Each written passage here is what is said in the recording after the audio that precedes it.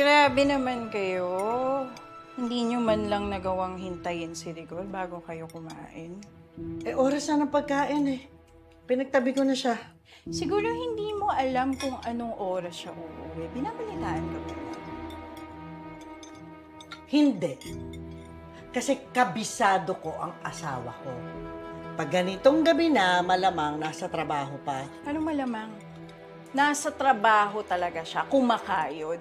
Tapos hindi nyo man lang nagawang hintayin? Oh, ano hintayin mo? Pabida ka eh. Oo, ako talaga, Mida. At para lang alam nyo, sinabihan ako ni Rigor na mamaya daw siya uuwi. Nag-a-update kasi siya sa akin eh.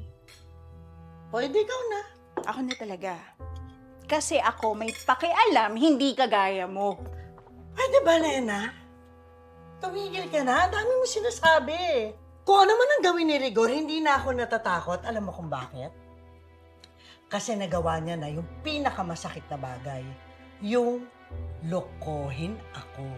Ngayon, kung sakaling wala talaga sa trabaho si Rigor at nagloloko lang, ay, hindi na ako yung kakabahan doon. Alam mo kung sino? Ikaw. Okay na.